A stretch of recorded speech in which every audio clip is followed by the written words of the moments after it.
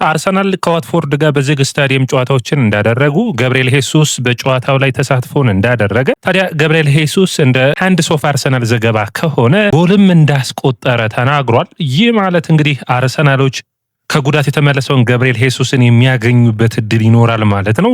በተለይ ላይ በቀጣይ ላሉባቸው ጨዋታዎች የገብርኤል ሄሱስ መመለስ አስፈላጊ ነው የሚሆነው። የዮኮሬስና ሃቨርትዝም ወደ ጨዋታ ለመመለስ ጫፍ ደርሰዋል ብለዋል። እንግዲህ እነዚህ እድሎች ብዙ ነገሮችን ለአርሰናል የማምጣት እድል ይኖራቸዋል። ታዲያ አርሰናል እዚህ ሁኔታ ላይ ደግሞ በተጨማሪ የሚታሰበው የኦዴጋርድና ማዱዌኬ በቅርቡ ከጉዳት ማገገም አለ። ስብስቡ ሙሉ በሙሉ የተሳካ ጥሩ ጊዜያቶች እንዲያሳልፉ የሚያስችል ነው። ኢታን ንዋነሪም በዚህ በዝግ ስታዲየሙ ጨዋታ ላይ እንደተሳተፈ መረጃዎች ወጥተዋል።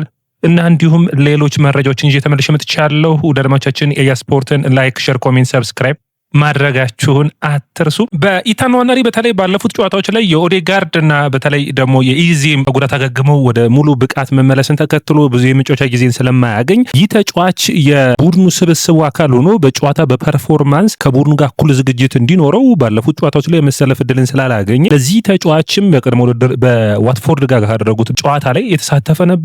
ውጤታማ ነው የሚያደርገው። ሌላኛው ገብርኤል ሄሱስ ነው። ገብርኤል ሄሱስ ከ11 ወራት ጉዳት በኋላ ነው የሚመለሰው። ይህ ለአርሰናል ትልቅ እድል ነው ብዬ አስባለሁ። ማንቸስተር ዩናይትድ ባደረጉት ጨዋታ ነበር ለመጨረሻ ጊዜ የተጎዳው። ታዲያ የሄሱስ የዮኮሬስ እና እንዲሁም ደግሞ በተለይ ደግሞ የሃቨርትዝ መመለስ ስብስቡ በተከታታይ ለሚቀጥሉ ጨዋታዎች ለሚያደርጋቸው በተለይ በሎ ብሎክ ለሚጫወቱ ቡድኖች አርሰናል ጠንካራ ቡድን እንዲሆን የሚያደርገው ነው የሚሆነው። ፉክክሩ በየቦታው ላይ ጠንካራ ነው የሚሆነው። እንግዲህ የገብርኤል ሄሱስ መምጣት ዮኮሬስና ሃቨርትዝን ጠንካራ ተፎካካሪ ያደርጋቸዋል።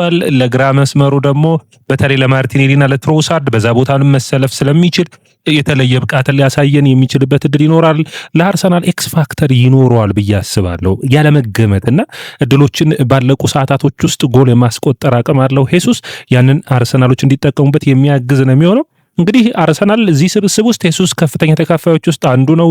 የሚቀረው ከዚህ ዓመት በኋላ 1 ዓመት ኮንትራት ነው የሚቀረው። ታዲያ አርሰናል ይህንን ተጫዋች ለመሸጥ በሚያስብበት ወቅት ራሱ በጨዋታው ላይ ጥሩ ብቃቱን ማሳየት የሚያስፈልግ ነው እና ይህ ተጫዋች ታዲያ በጥሩ ብቃቱ መመለሱ አስፈላጊ ነው። ሌላኛው እንግዲህ የአርሰናልና እንዲሁም ደግሞ የባየር ሙኒክ ከ19 ዓመታች በታች የሁለቱ ቡድኖች እየተጫወቱ ነበር። እዛ ላይ ማክስ ዳውንማን ወደ አድማጮቻችን ያስቆጠረውን ጎል እንግዲህ እናንተም ጋብዣችኋለሁ፣ ካገኛችሁ በጣም እዩት። አስገራሚ የሆነ ነው። እንግዲህ በተለምዶ የዜኒት ዚዳን አይነት በአማካይ መስመር ላይ የሚያደርጋቸው ሽወዳዎች አሉ አይደለ? እንደዛ አንዱን ተከላካይ ያለፈውና ግብ ጠባቂውን ቺፕ ነው ያደረገው። እንግዲህ አርሰናሎች የስካሊ፣ የንዋነሪ፣ የማክስ ዳውንማን የታዳጊዎቹ አዲሱ አብዮት አለ። አርሰናል በውጤታማነት እየታጀበ የመጣው ደግሞ የነኤዜ፣ ዮኮሬስ፣ የሃቨርትዝ የአጥቂ መስመር አለ። ስለዚህ እነዚህን ማጣመርና ውጤታማ ማድረግ ከማይክል አርቴታ የሚጠበቅ ነው የሚሆነው። ሌላኛው እንግዲህ ፑሽካሽ አዋርድ ላይ እጩዎች ውስጥ አንዱ የሆነችው በፊፋ የዓመቱን የፊፋ ፑሽካሽ አዋርድ ላይ የተመዘገበችለት ዲክላን ራይስ እንግዲህ እጩዎች ውስጥ አንዱ ናለች። ታዲያ አርሰናል አንድሬ በርታ ንግግሮችን ከዲክላን ራይስ ጋር ጀምሯል። ከዚህ ተጫዋች ኮንትራቱን ማራዘም መድፈኞቹ ይፈልጋሉ የዲክላን ራይስን። ይህ ለአርሰናል ደጋፊዎች ትልቅ ዜና ነው ብዬ አስባለሁ። ከቡካዮ ሳካ ከቲምበር ጋር ንግግሮችን ጀምረዋል። የሁለቱ ተጫዋቾች ማደስ የሚጠበቅ ነው የሚሆነው። በርታ በኮንትራት ማደስ ጉዳይ ላይ አርሰናል ቤት ውስጥ የተለየን ስራ እየሰራ ይገኛል። በቅርብ ጊዜያቶች ጋብሪኤል ማጋሌስ፣ ዊሊያም ሳሊባን ማስፈረም ችለዋል። ኢታን ንዋነሪና ስካሊ የማይረሳ አይደለም። የዳውንማን ሙሉ በሙሉ ተስማምተዋል። ስለዚህ አሁን ቀጣዩ ስቴፕ ሳካ፣ ቲምበር እና እንዲሁም ደግሞ ዲክላን ራይስ የሚሆን ናቸው። ዲክላን ራይስ ምርጥ ብቃቱን እያሳየ ይገኛል። በተለይ የባየር ሙኒኩ ጨዋታ አርሰናል በአማካኙ ረገድ ምን ያክል የተሻለ ተጫዋች እንዳለው ያሳየበት ድንቅ ብቃት ነው። ታዲያ ይህ ተጫዋች ኮንትራቱን በአርሰናል ቤት የሚያራዝም ከሆነ በተለይ ከሪያል ማድሪድ አካባቢ የተለያዩ መረጃዎች እየወጡ ይገኛሉ። ሌላኛው ይህንን ተጫዋች ከአርሰናል ለመውሰድ ነገር ግን አርሰናል ከ150 ሚሊዮን ፓውንድ በላይ ይፈልጋል።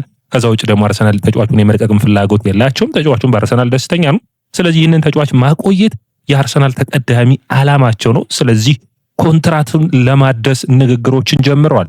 ሌላኛው እንግዲህ አርሰናልና ማንቸስተር ዩናይትድ በታህሳስ 6 ለመጫወት በሴንት ጆርጅ ፓርክ ላይ ለአዳዲስ እንዲሁም ደግሞ የመጫወቻ ጊዜ ላላገኙ ተጫዋቾች የጨዋታ ፕሮግራምን በዝግ ስታዲየም ለማዘጋጀት ንግግሮችን እንዳደረጉ አንድ ሶፍ አርሰናል በመረጃው አውጧል። ይህ ማለት እንግዲህ ለአርሰናል ጥሩ ድልን የሚያመጣ ይሆናል ብዬ አስባለሁ። በተለይ በየጨዋታው አርሰናል የተሻሉ የተጫዋቾችን ፊትነስ ማሻሻል ላይ ማይክል አርቴታ እንደሚሰራ ይታወቃል። እስካሁን ድረስ እየተፈራረቁ ነው ተጫዋቾች እየተጎዱበት ያሉ። ያንን በሚገባ መከላከል ችሏል። አሁን ሁሉ ተጫዋቾች አክቲቭ ሲሆኑ ደግሞ ማይክል አርቴታ እንዴት ስኳዱን ይጠቀምበታል የሚለው ትልቁ ጥያቄ ነው።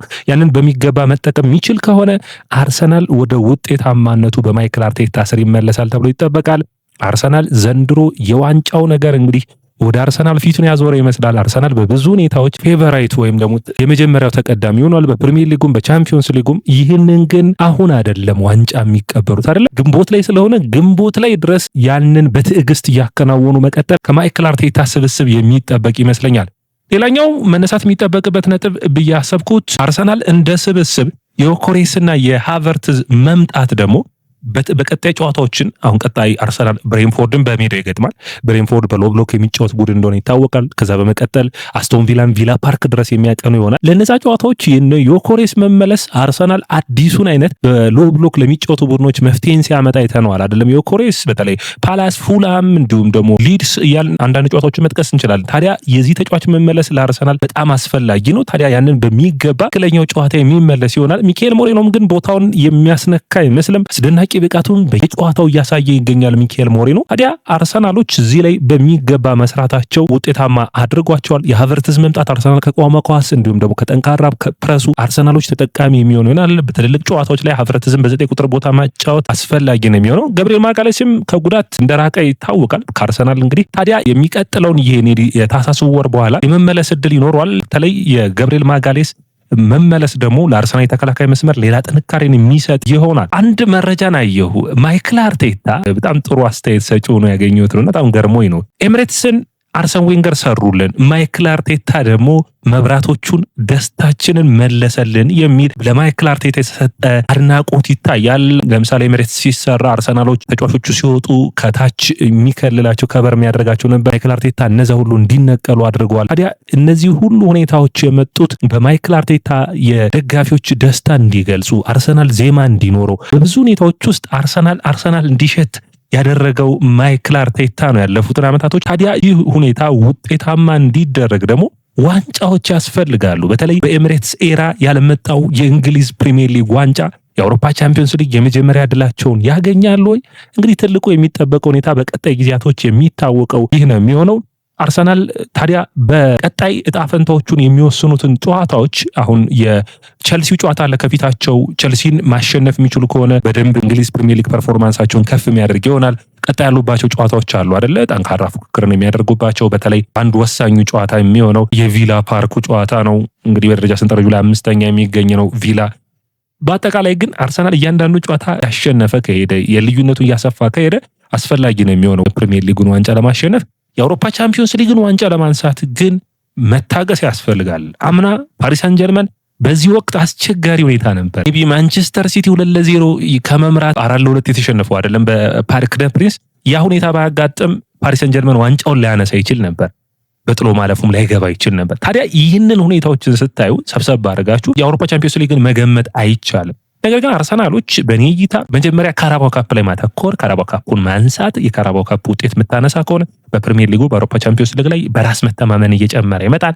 ማይክል አርቴታ ተጫዋቾችን እያፈራረቀ በጥንቃቄ መጠቀም የሚችል ከሆነ አርሰናል ዋንጫዎችን የማያሸንፍበት ዓመት ይሆናል ብዬ አስባለሁ። በእያንዳንዱ ዋንጫዎች ውስጥ መፎካከር ይችላል። ከዛ ውጭ እንግዲህ በለንደን ከቼልሲ ጋር ያለውን ፉክክር ለመብለጥ የሚፈልግ ከሆነ ደግሞ በኔ እይታ ለንደን ውስጥ ያልተሰራው ታሪክ የአውሮፓ ቻምፒዮንስ ሊግን ቢያነሳ አርሰናል ቸልሲ 2 የአውሮፓ ቻምፒዮንስ ሊግን አንስቷል። እንግሊዝ ፕሪሚየር ሊግን ቢያነሳ 14ኛ እንግሊዝ ፕሪሚየር ሊግ ዋንጫው ነው የሚሆነው። ነገር ግን አርሰናል ተረብሉን ቢያነሳ 3 ጊዜ ዋንጫዎችን ማንሳት ቢችል ያ ማለት በለንደን መድረክ ላይ የመጀመሪያው ክለቡ ነው የሚመዘገብ ይሆናል። ያ ትልቅ እድልን የሚያመጣ ይሆናል ብዬ አስባለሁ። ዘንድሮ አርሰናል ያንን ያሳካል ወይ?